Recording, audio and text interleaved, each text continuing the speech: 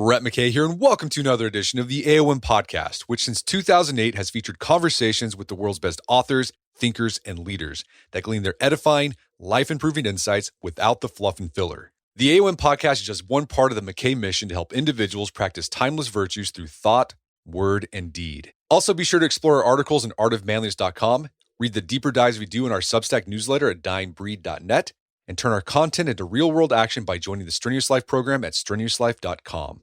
Now on to the show.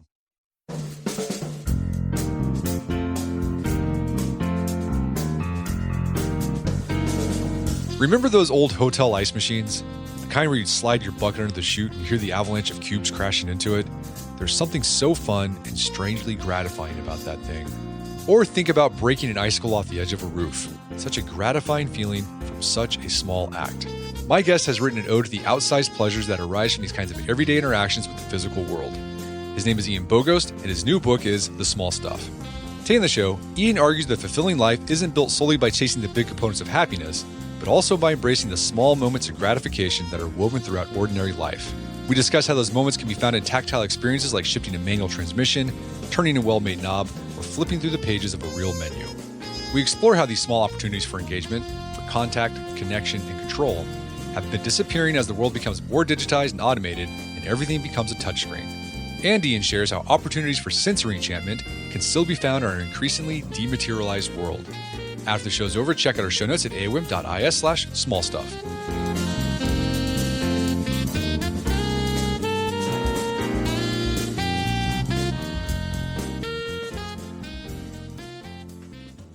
All right, Ian Bogost, welcome back to the show.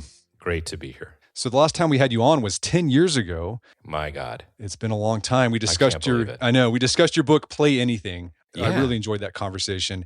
You got a new book out where you explore really taking the time to experience and enjoy the small pleasures that come with interacting with our material world. So we're talking about the way a coffee cup feels in your hand, or the feeling of painting a wall with really nice paint.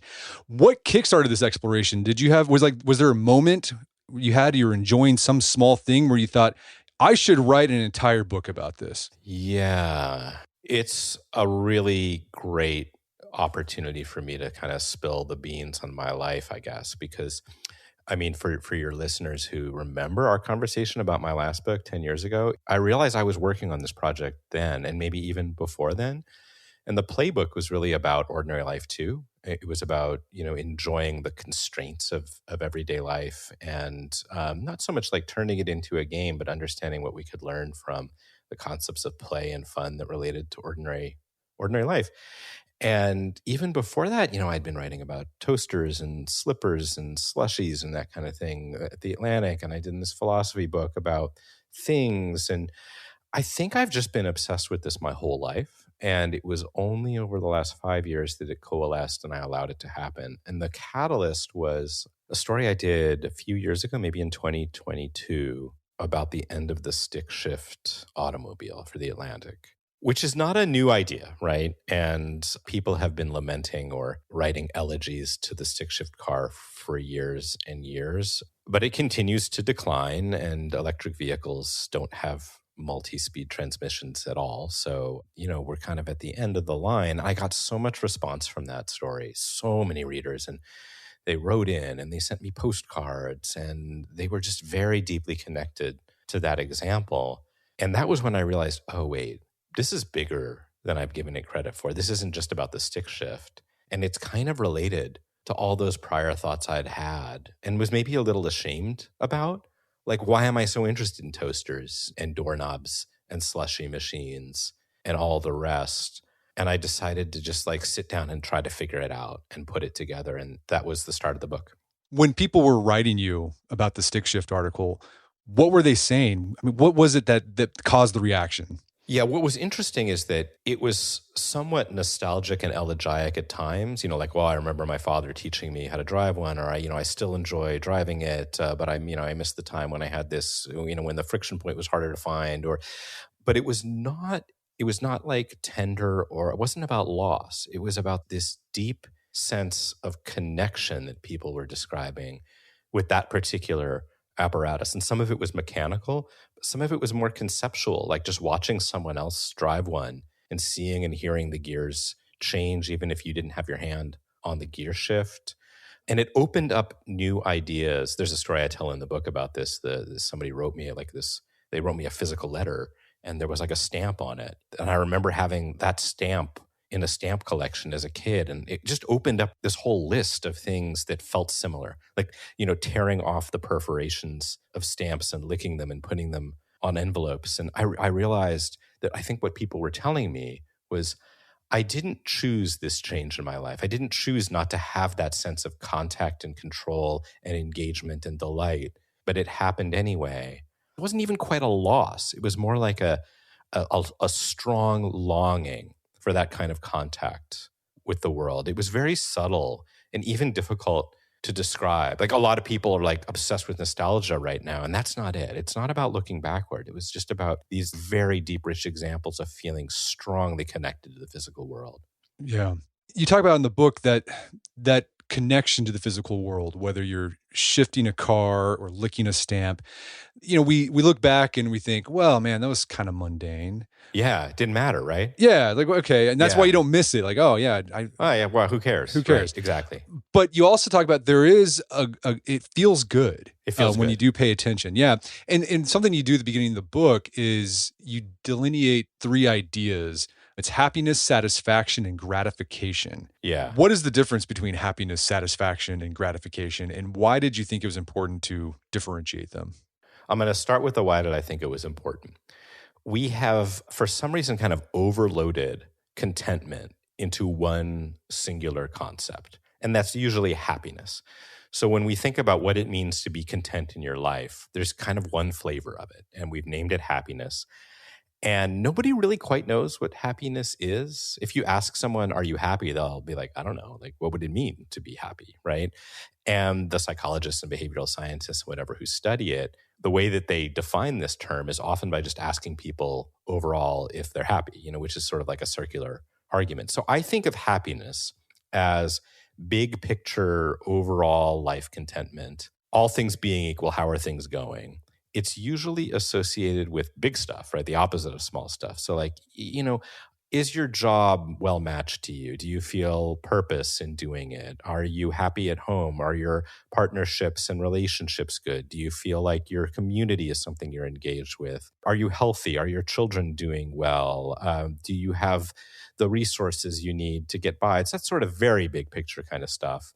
And what might make you happier is like saving up for a big vacation or a bigger house or getting your kids into the right school or finding the right life partner or advancing in your career or whatever it might be. So that's happiness, big picture contentment. It's hard. It requires work. It's usually something that you don't experience in the present, but more like as you reflect on what's just happened to you in the past. So it's kind of retrospective. Satisfaction is still big, but it's smaller. And I think of satisfaction as pride in accomplishment. So you finish a project at your job or you're doing some work around the house and you look at the garden you built or whatever it is and you kind of put your hands in your hips and you stare at it and you think, like I did well there. Or like people sometimes talk about being satisfied when they eat a nice meal, or they cook a nice meal. Oh, it's a really satisfying meal. And they mean like they've ingested it and now they feel full of it, but also they've connected with the people in their lives around the table and broken bread together. And that's satisfying too. Pride and accomplishment. It's still big, it's still hard, but it works at a smaller scale. It's often associated with smaller scale projects on the way to bigger picture happiness. And then gratification is a totally different kind of contentment. And it's the one the book's about. And it's the one that I think we've undervalued and maybe even just looked past on our path to satisfaction and happiness. Gratification is the sensory enchantment of everyday life, the good feeling of connecting your body and your senses with the physical and material world in which you live.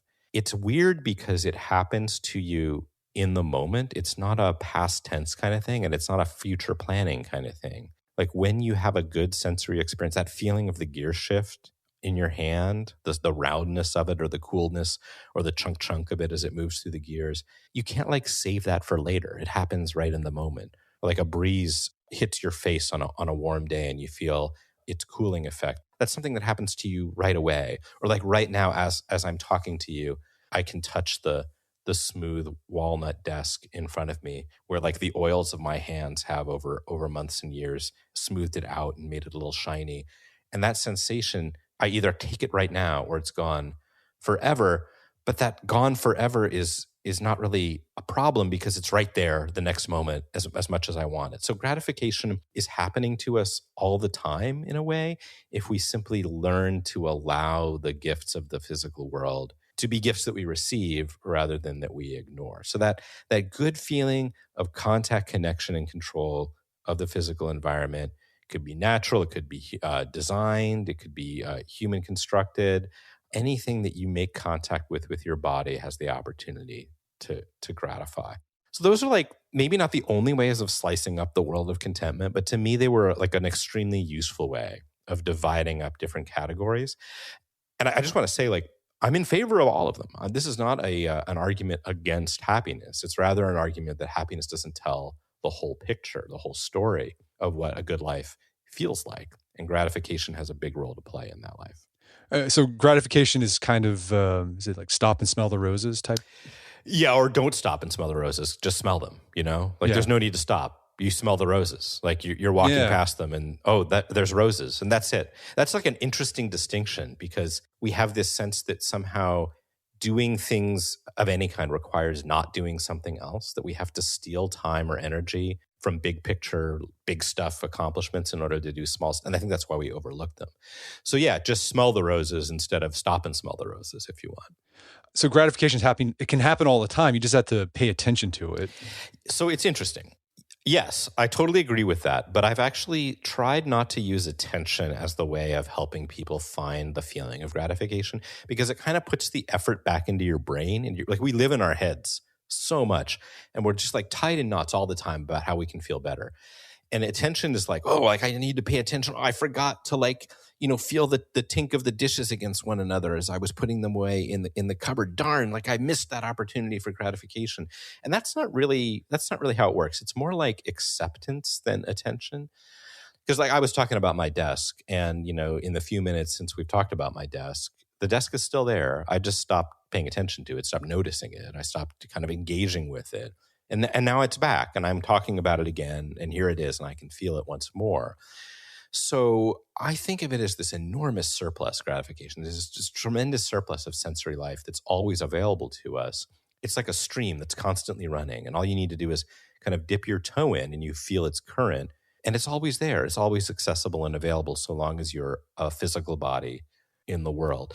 So that's a shift I think is like really important, that shift from attention to acceptance. Okay, I like that. Yeah, because I can see that becoming another chore. Right, exactly. Oh gosh, like what if I keep a gratification journal? Make sure you have this many gratification experience in that.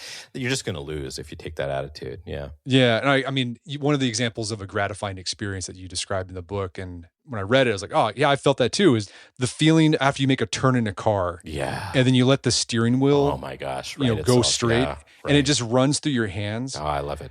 And it feels great, but I think if I were to think about it, I gotta really pay attention to how this feels. I think I would lose that gratifying experience. Yeah, and your brain can't handle it, right? Speaking of brains, there's a reason why we stop sensing things moment to moment in order that we can kind of get on with the work that we're actually doing. So if you're like typing on a keyboard, you don't like feel the keyboard physically all the time or you'd kind of lose your mind. But if you stop for a minute and you like extend the sensation of feeling those keys and the clickiness of them, then you can sense them in a gratifying way, and then you can kind of go back into the experience of using them for a purpose. So that idea of occupying a moment, like you're driving and you feel the wheel, and every now and then, maybe not every turn, but every 10th or 20th turn, you kind of let it happen. It rises above the noise. And you're reminded, oh yes, I do. I love this. I love that sensation. I'm glad I got the car that had the thick leather steering wheel or the ribbed wooden one. And that's it. That's all I'm asking. Occupy that moment and then move on to the next because another one will be available. But sometimes it feels strange to do that. Even like the steering wheel is like, I think everyone can agree that it's immensely gratifying, that it's delightful to feel that.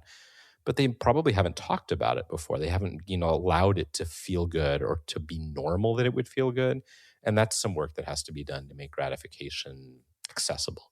All right, so gratification's everywhere. It's easy to experience, but you argue that despite being easy to experience, the opportunities to experience gratification are decreasing in our modern world. Why is that? Yeah, it's a little bit weird and counterintuitive, because if gratification is everywhere, like why do we feel so ungratified? And it goes back to something like the stick shift. It's like we used to have a more diverse set of sensory engagements that were just not just available to us, but we kind of like had to deal with all the time. Maybe you didn't have to shift your car, but you had to like roll the window down with the roller, instead of using the button. Yeah. Although the button is also gratifying. I don't have a key. Like, you have a key to your car, but you don't put the key in the ignition anymore, right? Like, it just sits in your pocket because that's more convenient. And then you press a button, and pressing the button might be gratifying, but you don't get to like jingle the keys in your hand. I have like a brand new minivan that we bought, and it like yells at me if I close the hatch with my hand. If I sort of feel the tension of it pulling down, it'll take, no, like that's inappropriate. It beeps and it wants me to press the button instead, so it can use a motor to do it on its own.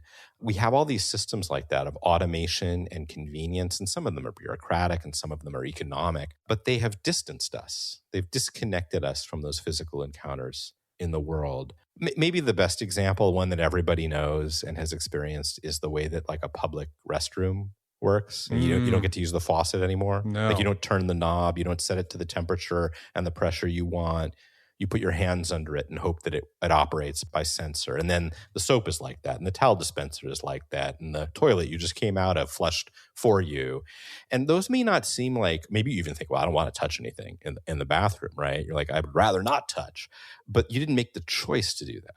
That choice was made for you in order that the whole world could be made more efficient, mostly for other people's benefit. And here you are, decoupled from those tangible experiences that you once had to engage with. And this stuff is just everywhere now. All this stuff that we used to do, we used to get to do, and now we just kind of can't anymore. Every now and then one of them pokes its head out and reminds you. And I think that's what the stick shift did. Another one that people seem to light up about when I bring it up is the remember during the COVID pandemic and all the restaurants stopped using menus and they had a QR code on the table? Yes, I hate those. Because you didn't have to touch a menu anymore. And that just kind of persisted. And there was something just magical and delightful and gratifying about going out to eat and being handed a menu. And it was big and you could kind of hide in it. And maybe it was laminated or maybe it wasn't. And you could spill salsa on it. And you sort of entered the space of the menu and perused the options in a different way than using your phone, which is the same place that you get email and notifications and kind of do everything. And that's another good example of this phenomenon I call dematerialization, where you don't get to use a menu anymore. Now that whole experience is siphoned back through your phone. And it's certainly more convenient. There's less printing. There's less waste. You don't have to spill on it. You don't have to touch something that someone else touched. But at the same time, you miss out on this small encounter with a very particular thing in the world. And I think if you start to look around and think about it, you realize just how many of those kind of experiences have been outmoded. So, yeah, you talk about the world is being dematerialized. Yeah, that's the name I give for it. Yeah. The name for being disconnected from sensory life, from sensory experience, to the point that it's taken as a given that you wouldn't want to be, which is really the biggest loss, that it's a waste of time to have a menu, or that it's obviously undesirable to turn on a faucet or to shift a car or to be able to open a door by force of hand and muscle instead of by pushing a button. Or, there's like economic factors too, as I mentioned. One that I talk about in the book fairly extensively is just ownership in general is harder to access. If you own an automobile or a home or a lawnmower, for that matter, then you have this apparatus that you have an opportunity to repair, to engage with, or to tend to, or to improve, and you have an incentive to do so. But if you just lease your car and then you hire out your lawn care, and maybe you can't afford to buy a home, and so you're just renting, and you'll be punished if you try to make a change to your apartment or your condo because they'll take it out of your security deposit, then those are also dematerializing experiences, places where you would have had a a reason and an incentive to contact the world, and now you have a disincentive instead.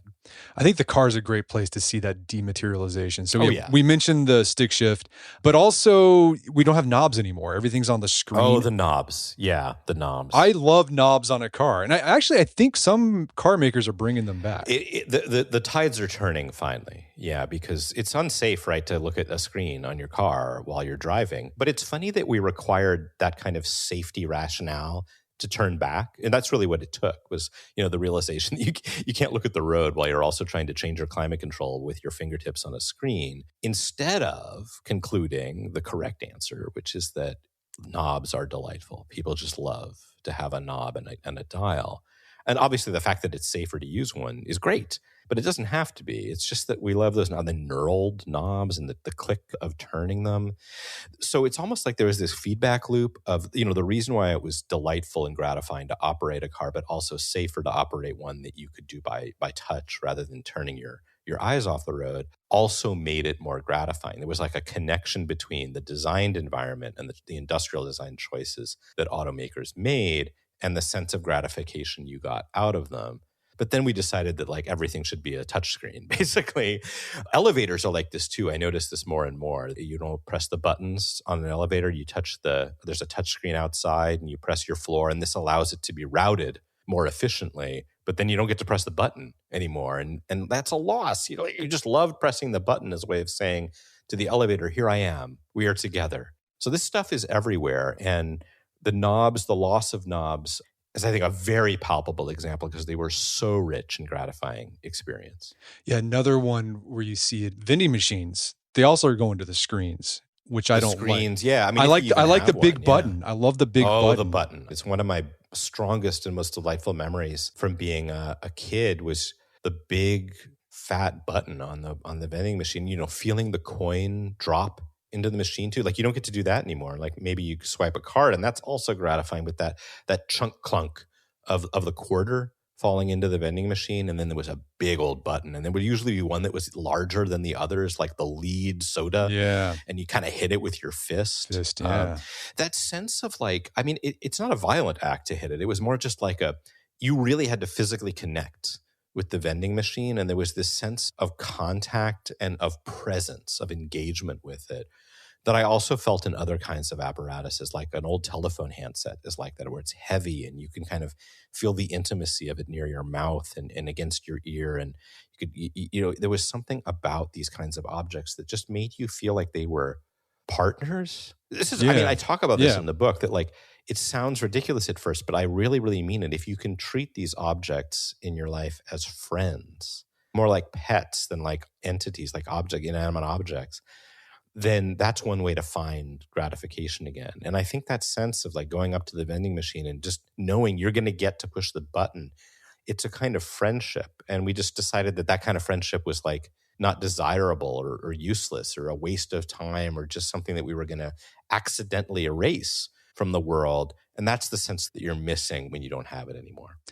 Another one where you see a screen replacing things, soda fountains. Yeah. So Quick Trip has been replacing their soda fountains with those digital screens where they got a bajillion flavors. Right. But I don't like them because when you hit pour, I feel like I don't have as much control over what I get in my cup. Yeah, it's just like the stick shift, isn't it? Yeah. And like it's funny because people are totally ready to talk about feeling control of their automobile. It's like a performance experience to drive a machine like that. But it's kind of the same thing with almost anything, with a toaster or with a soda fountain, where the way you describe it as control is like a sense that your intentions, your body, and your sort of whole sensory apparatus that's engaging with it, the way that machine is designed and the way that it responds to your interaction, that those are all like copacetic, that they're working kind of together and that they match. It's almost like, being with someone that you know very well and you can kind of finish one another's sentences. It's that kind of feeling, but with the physical world. And, in this respect, there is a sense that the designed environment used to be more deliberate, and it used to offer that kind of sense of partnership more than it does today, in part because the reason those systems are designed the way they are is to make them more efficient to operate for like the Quick Trip vendor or the Quick Trip franchisee, rather than for you, someone looking to get the most out of your soda dispensing experience. But you do still get to dispense the ice, right? And you Yeah, feel you it do. fall into the Yeah. glass. And it's not gone. It's just different. It's like a sign, oh yeah, this is something that's still there, but it's shifted. I love that example. And there's a reason why people love the soda fountain, the self-serve soda fountain. It's because it's gratifying. Yeah, it is gratifying. I love getting it when you just get it perfect. Like you know how much you got to press and how long, and you get it just right. That's a very gratifying feeling.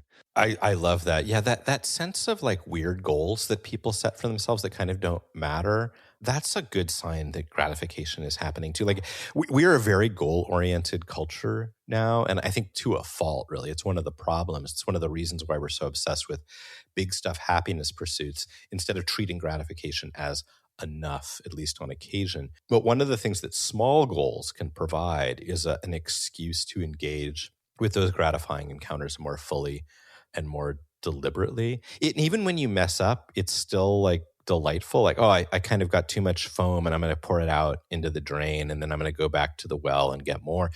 That too is gratifying. And again, like I think that the more you take seriously, even if it feels foolish, maybe especially if it feels foolish, if you take seriously those kinds of moments, which you know in your heart are delightful, that you're enjoying them, and allow them to be delightful, accept that gift of delight that you're offering, then they sometimes like open like a flower. They show even more delights right behind them. And the soda fountain's a great example. I wish I'd talked about it in the book. We're going to take a quick break for a word from our sponsors. And now back to the show. So yeah, the world's becoming dematerialized. You mentioned that we're kind of turning into a renter society. Everything's becoming a subscription. And so that gives us fewer opportunities to tinker with our stuff and mess with it. But you also talk about how our work is becoming dematerialized and work has become less gratifying. Yeah. What are some ways that work has become less gratifying, you think? One of the most obvious ways is, in the white collar world, you've heard this term email job, where like nobody kind of knows what they're doing or why. They're just moving symbols around on a computer because everything got digitized. And that sense of like not really knowing what you're doing moment to moment and how it connects with the world, I think that's a widespread sensibility in white collar work, but also in professional work. And this is a distinction that we don't need to go into in detail, but like when I think of a professional, I don't think of just a white collar worker. I think of someone who have to have special education or licensure, and like a lawyer, a doctor, an architect, a real estate broker. Those are professions. And the interesting thing about professions is that they used to require specific contact with specific places and people in the world. Like you have to go to the clinic or do rounds in the hospital if you're a doctor, or the lawyer has to go to the courtroom or to another law office to take a deposition, and the architect has to be on the job site, or the real estate broker does. So like those kinds of experiences, they still exist, but they're less and less necessary because we can do so many things online. Even if you work in like sales, and like how would a salesperson have worked decades ago? You would have made telephone calls. You would have taken lunches. You would have gone on site to meetings to close the deal. You would have schmoozed. And, now you're sending emails, right? Maybe you're getting on Zoom. So there's just like less surface area for physical contact in the world. And that's in the sort of office job kind of space. In the trades, people are very interested in trade work all of a sudden. And one reason is because it's more gratifying, or it like connects gratification, satisfaction, and happiness more. And, we know that like so-called blue-collar jobs in industry in America have been on the decline for decades. And one of the things about that kind of work, like sometimes dangerous, and there were downsides to that kind of work too.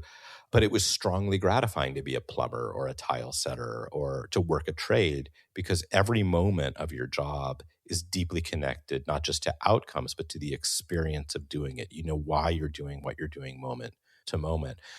So like the resurgence of interest in trade work isn't just because of AI, or because actually like, a tradesperson can make quite a bit of money these days. It's a good business to be in, but also because there's a strong coupling between gratification and satisfaction in the work that I think is missing from office work these days. And then, of course, there's a whole business of work from home and hybrid work, which, has been an issue that we've been debating since before the COVID pandemic, but especially during and after. People really believe they don't want to be in the office. They don't want to commute. They want time to do their laundry or whatever, to do a workout.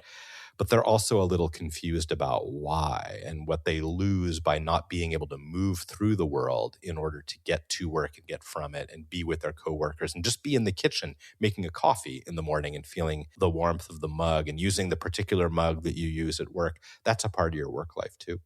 As you were talking, I was thinking about my dad's office when I was a kid. He was a federal game warden, Mm-hmm. and I loved going to his office Oh, because yeah. it was just a sensory delight. Yeah. You'd go in, it had like faux wood paneling. And I loved touching it. And I loved going into his office in particular because he had a typewriter. Perfect. Loved hitting the keys. And the thing I remember the most that I really loved was for the tickets that he would issue hunters, duck hunters, it was on carbon copy paper. Oh, I remember that stuff. That was so good. Yeah. First, I loved the smell. It just The smelled smell of really it, good. yeah. And then I You get it just on your loved fingers. writing and like Right. that satisfying feeling of seeing your writing on the white page go through the yellow into These the are pink. such great examples. And it has nothing to do with the work, right? It was all like mechanisms you needed in order to get the work done. But the experience of doing the work, the moment-to-moment experience of doing it, or in your case, sort of encountering it as a spectator, that provided enormous background gratification that just happened as a part of everyday life.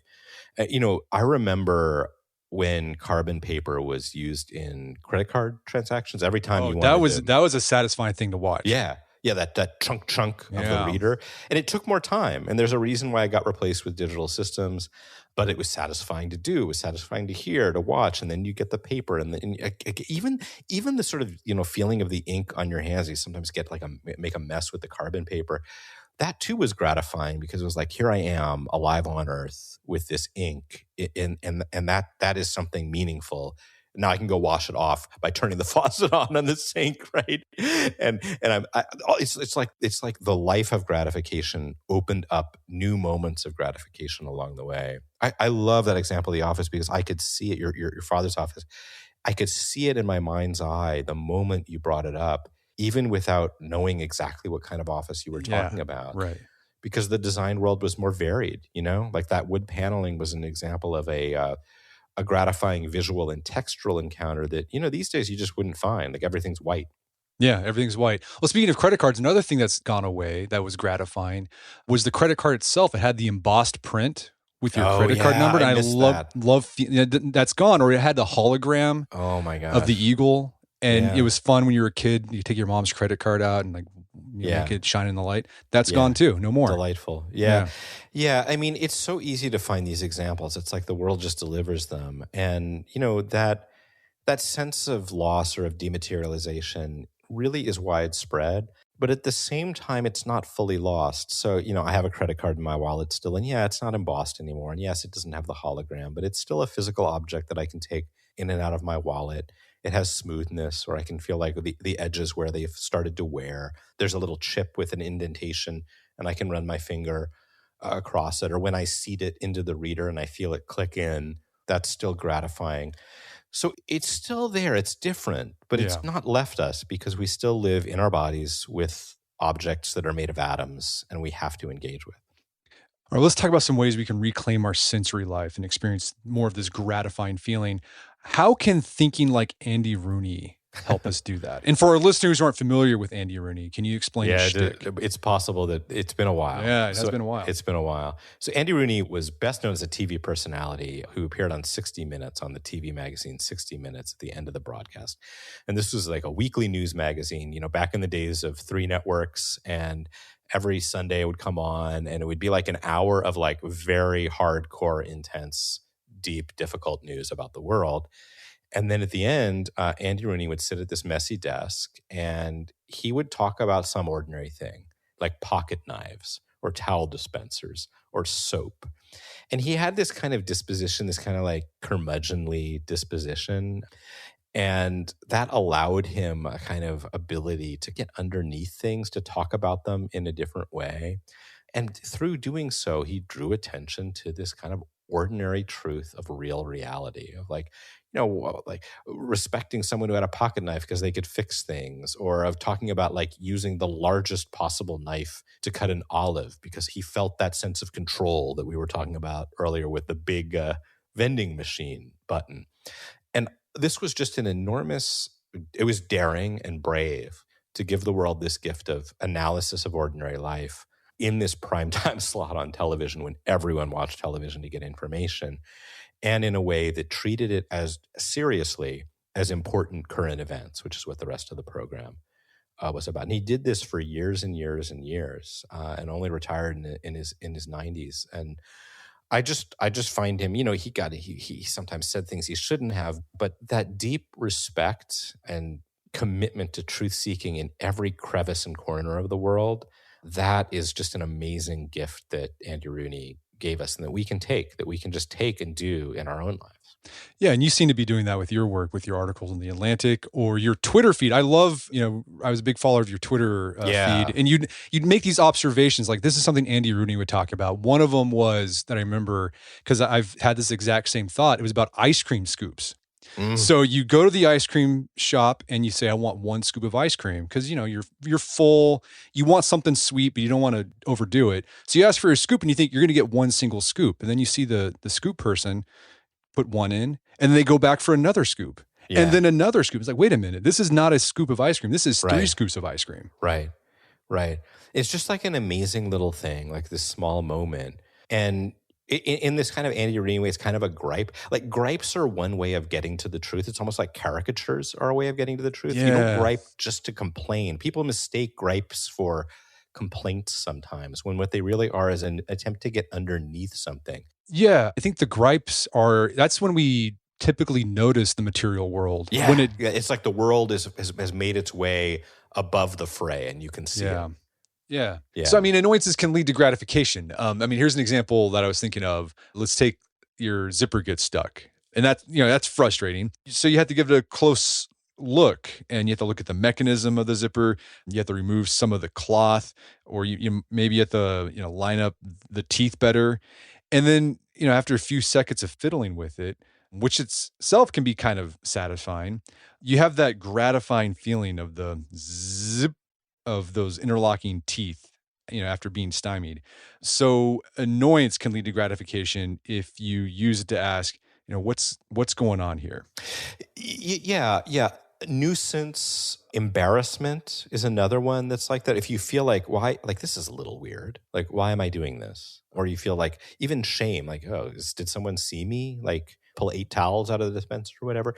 Those are tells. Those are moments where you can kind of go, oh, okay, this is where gratification happens. Instead of feeling embarrassed or grouchy or ashamed or whatever, let me kind of get through that feeling. Let me use it or bored. Let me use it as a way to get through that initial sentiment, and then get on to allowing the gratifying sensation to open up and to deliver itself to me. So that's one thing you can do, is to pay attention to your sense of grouchiness or to embarrassment, and just allow yourself to move through them. Or at a higher level, take any moment you're in and just let it linger a little longer than it would otherwise. Like we were talking about with the steering wheel, it's not really about doing anything different.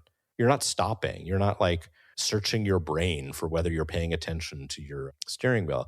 You're just letting that moment linger slightly longer than it would. And that's when you kind of realize, oh, yes, the delight of my steering wheel. And you can do that like almost all the time. All you need is just like another second. Just spend like another second in that space. And then you'll feel more comfortable doing so, but you'll also receive that little payload of gratification more often. And then it's like a drip, drip, drip feeling of contentment. Like instead of filling the glass of contentment all the way, all at once, like happiness tries to do, gratification delivers little bits of it over time. So everyone seems to be minimalism maxing. Yeah. But you make the case that we need to start keeping more junk around. Yeah, to the point of, you brought up your father's office. I have some examples from my dad's office too, like business cards. I remember his business cards, and I love a good they were business printed card in a certain way that I could feel the texture of the type on them and that kind of thing. And just having some junk can really help, because you have something to engage with physically. I have a little notepad I use at my desk, even though I don't write with a pen and paper. I'll sort of plan my day with a pen and paper, and then, every week I tear it off and I crumple it up and I put it in the wastebasket, or I don't put it in the wastebasket. Or when you go somewhere and you get like a receipt and you just kind of keep it around, or a ticket from a show, or the program from the concert, or a flyer that gets delivered to your door, whatever it is, those are just additional opportunities, not to get information, not to solve problems, just to engage with a wider variety of textural experiences. One of the things I love doing is like crinkling, soda or water cans and putting them into the recycling. Yeah. Well, that's a gratifying feeling when you stomp it and you get it. You stomp it, One right? clean stomp. Right. And I remember that being a much bigger part of life, even before recycling was widespread, than it is today. Right now, you're just like, well, I'll just toss it into the recycling because it'll take care of itself. But you used to have to take that stuff out yourself, and that was one of the ways that the world sort of encouraged you to engage with that kind of detritus. Having things you can rummage through, that junk drawer experience, a little cup full of pens, something that gives you an opportunity to take a little break from the norm, to engage with your senses in a different way, and then to get back to it. That can be really gratifying. Well, one of the things people do a lot at work is they'll decorate their workspaces, their cubicles or whatever, but they usually do it just visually. And, if you have a toy, I have a Rubik's Cube on my desk, and I just can't stand the Rubik's Cube. I'm not trying to solve it, but I'll pick it up every now and then and spin it a little. It has that plastic creaky sound. You know what I mean? The Rubik's Cube has. Can you hear it if I put it next to the microphone? Yeah, I there can it hear is. that, yeah. That too. It's not exactly like keeping junk around, but the thing that's here is not just here to be decor or here to signal something about my style or my attitude. It's also there for me to see, to touch, to hear. You mentioned tickets. How do you do that? Because it seems like more and more tickets are going digital.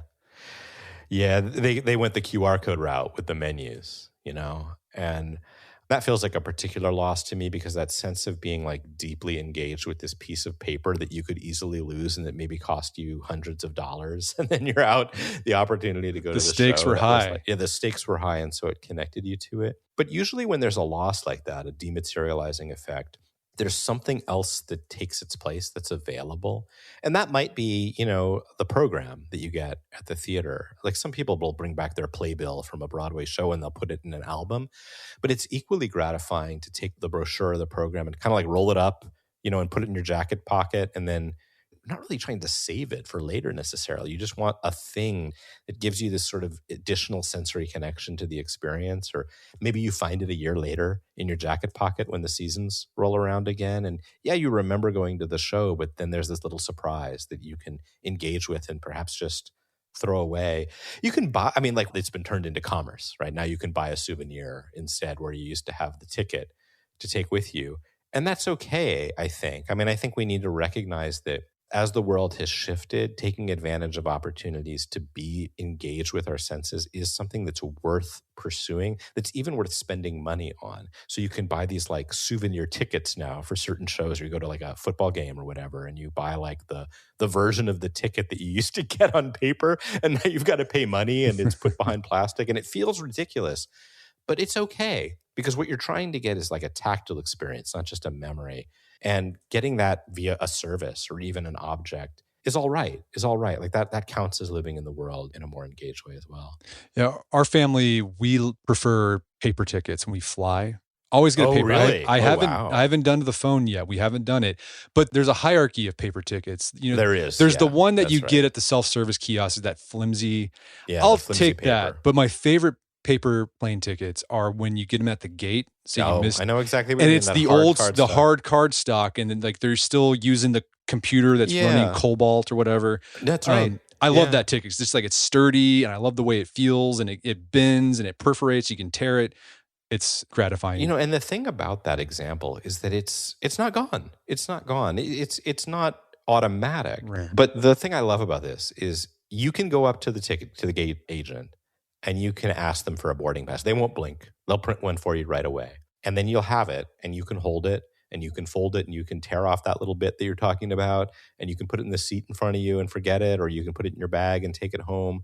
It's still there and still available, and you might as well take advantage of it if that moment is worthwhile to you, which in your case it is. There's other people I don't want to have that ticket. I'm actually fine with the gratifying feeling of hearing and seeing the QR code scan. So it's not like there's a right way to do this, but where it's available, just take it. And even the experience of going to the gate agent and looking them in the eyes and talking to them with actual language, right? Though that's a moment of gratification too, that's available to you, where you connect with another person doing their work. And they're right there. They're right there. All you need to do is not be embarrassed or ashamed or think it's weird to do it because it's perfectly normal. Another way you can experience more gratifying moments is to talk about them. And Mhm. that's something I've noticed as we had this conversation. As we've been talking, more and more memories of gratifying experiences have popped up in my head. You talk about this in the book. You had a discussion with a colleague about Diet Coke Diet Coke that vessels. led you down this gratification rabbit hole. What happened there? Yeah, I was at a work trip out of town, and a colleague of mine I'm really into Diet Coke, and she is too. And we were like talking about Diet Coke delivery vessels. Like I prefer the fountain. Some people prefer the bottle, which is like a glass bottle is one thing, but those plastic bottles, I just can't really abide them. I don't No. like drinking my Diet Coke. It's out the of worst. It's always flat. It's always flat, and I just don't like holding them. We were talking about this, and she brought up those big, like usually they were red tumbler cups that you used to get at like a place like Pizza Hut or whatever. They were all over the American South, which is where I remember seeing giant cups and like the feeling of putting your whole face inside of them. And she asked me, she was like, does it like taste better? Is there like a science to it? Does it taste better? And I talked to this food scientist friend of mine about it at length, and the whole discussion is in the book. But the point is like, yes, all of that matters. And it's not so much about what's better. It's about the experience of difference. It's about engaging with like the feeling of the carbonation hitting your face in a cup from an open lid or from one that's delivered to you at a table at a restaurant versus just sipping it through the opening of a can. Like those things matter. They're worth doing. And the varied versions of them also give you kind of different surface areas for gratification. But as you said, maybe even more important than that is just normalizing them, making them feel like they're a real and active and reasonable part of your life. And that's where the talking comes in. I've found, not just over the course of our conversation, but as I've been talking about gratification now with lots and lots of different people, they're all very willing. They're right there with me at every moment. None of it feels weird or strange once you start talking about it. But before you start talking about it, it does feel weird and strange. It feels like, are they going to think I'm crazy for having like a favorite Diet Coke delivery vessel? And then it turns out, no, like you're right there with me on the bottles. So just giving this stuff voice, like you're at the airport and you say to your travel companion, I think I'm going to go get a boarding pass. And they're like, great idea. Then we'll have a boarding pass. Like that's all it takes. And then you have it. Or you talk about why you like it. So that part is so easy to do. It just requires a little bit of openness and it delivers right away. And I mean, you can share stuff on the internet. That's one of the things I miss about Twitter in the early days. People would just share stuff like that. And then it got really serious and had to be that's right. Your hot takes. I mean, one of the best things about the social internet at its best, when it's really working, is that it really did give us an excuse to talk about our ordinary lives. That's sort of what's happening now, provocation that Twitter and other platforms offered. And, like people would post their meals and whatever, but there was an opportunity and a deep engagement with mundane, ordinary life that was deeply rich and normalizing. And that hasn't been entirely lost, but that was what I liked the most about like the heyday of Twitter, was that ability to talk about things like we're discussing now and to have people treat them as insightful and to recognize them as valuable. That's harder to do. Yeah, now it's all like, like politics or argument or what have you. Yeah. One more thing you mentioned that you can do to experience more gratifying moments in your life is to live your life sideways. What does that mean? So there's this concept called orthogonality that I borrowed from mathematics and from game design. And basically all it means is like, it's interesting when you're in a system that has something that does one thing, and then there's something else that does it kind of like perpendicular to it.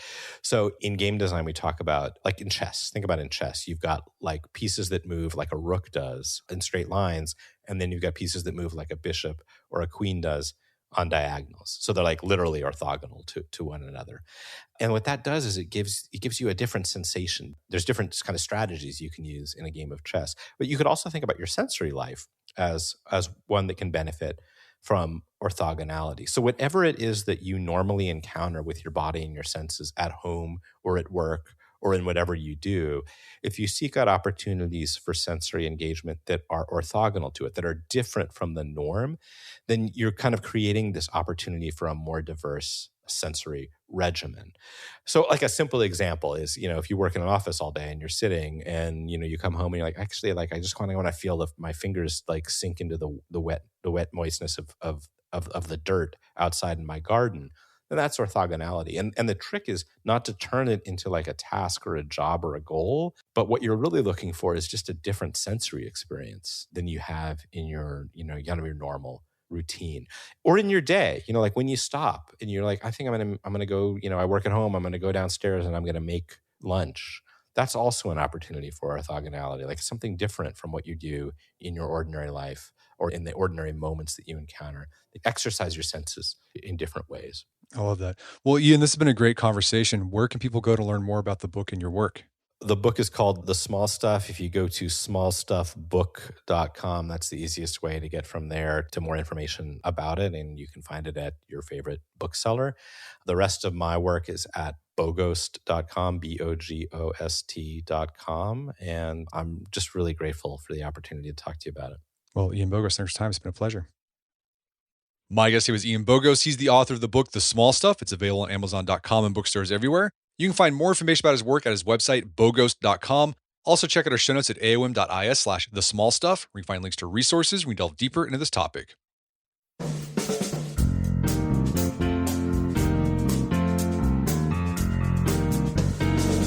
Well, that wraps up another edition of the AOM podcast. If you haven't done so already, I'd appreciate it if you take 1 minute to give us a review on the podcast player that you use to listen to the show. And if you've done that already, thank you.